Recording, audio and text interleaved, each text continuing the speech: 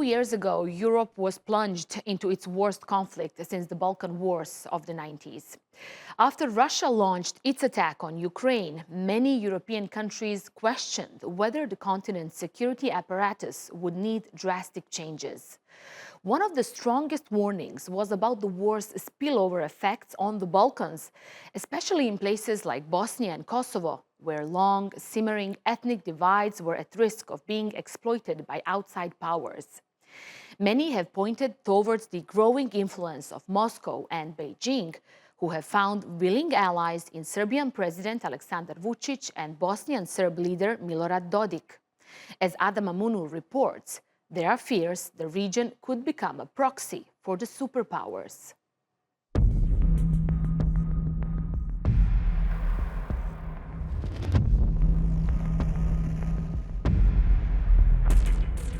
Russian military strikes from above on Ukraine's tanks in the frozen battlegrounds below. The clash between both countries intensifies with each passing day.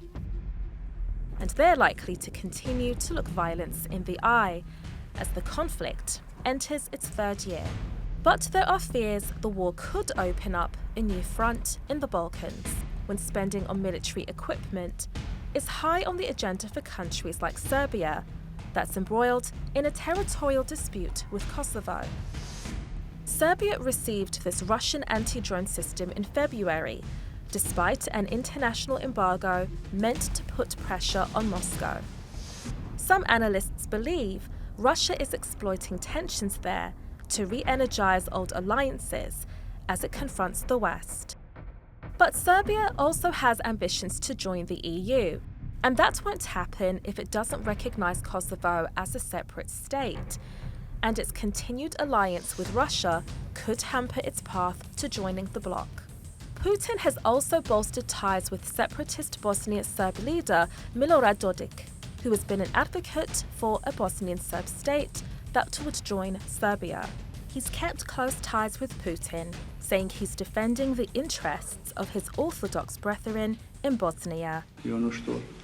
Mi radimo u sadašnjim okolnostima, odbijamo bilo kakvu mogućnost da se pridružimo sankcijama Zapada prema Rusiji. Oni su dosta u nastojanju da to izdejstvuju svaki dan, a pogotovo bez oklijevanja odbijamo da se krećemo ka članstvu NATO savez. For other Balkan countries, their allegiances are a lot more clear-cut. Last September, Albania again expressed its support for Ukraine by signing a joint NATO-Ukraine declaration. It's hosted an international summit on Ukraine, which President Volodymyr Zelensky attended. Russia's actions against Ukraine have united Western nations and their allies to a level not seen in decades. In light of the Balkans' turbulent history and its current hotspots threatening to reignite, the potential for a wider conflict in the region looms large. Adama Munu, across the Balkans. A very well-known journalist from the region, Dinko Gruhonjic, is joining me now from Novi Sad in Serbia to discuss this topic further. He followed the issue closely.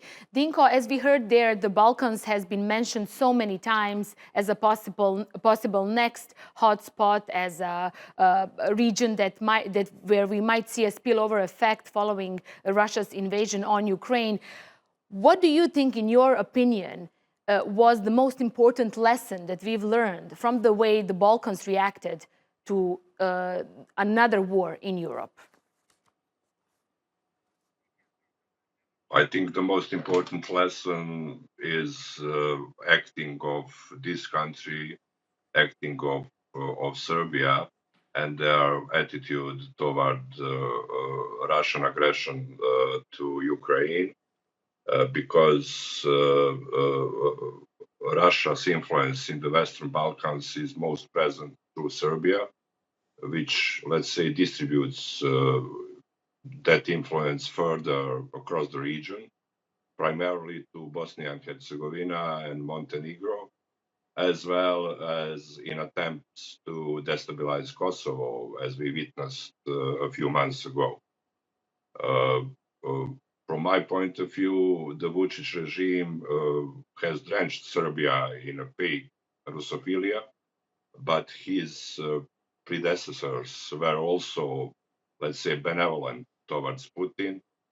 For instance, they sold Serbia's oil industry to Russia, putting the country in an energy trap.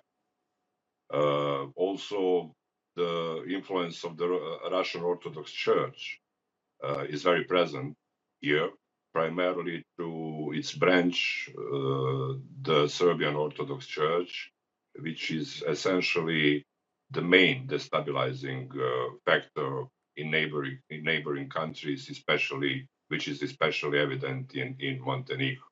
Right. Just a couple of hours ago, I've seen President Vucic giving some statement for Russian media saying he's not planning to impose any sanctions that the EU is requesting from him on Russia. Brussels seems like not finding a proper way on how to deal with Belgrade as it remains the EU candidate country. Yes, I think there should be no illusions about whose side the Vucic regime is on in that war in Ukraine.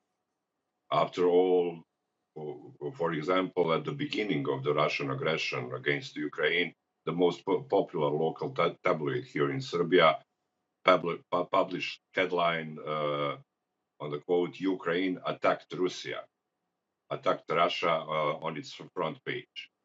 On the other hand, it's easy to say that the West should turn its back on Vucic and offer its hand to a political alternative in Serbia without asking a simple question. Who is the political alternative here, strong and brave enough to accept that offer hand?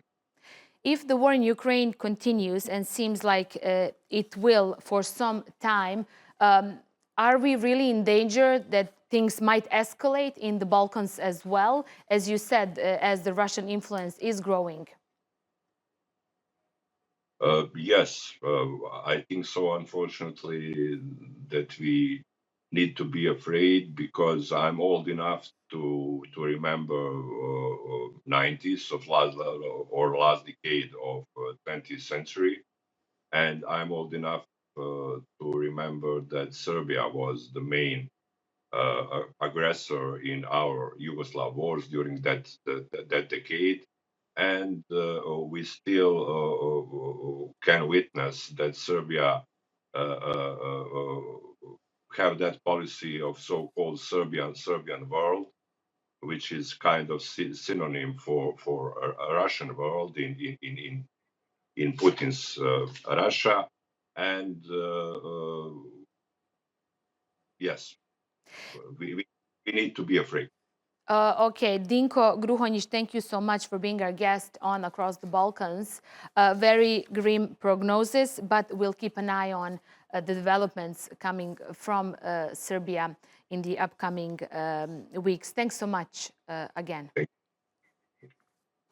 Thanks for watching this episode of Across the Balkans. From me and the whole team, thanks for watching. Bye-bye for now.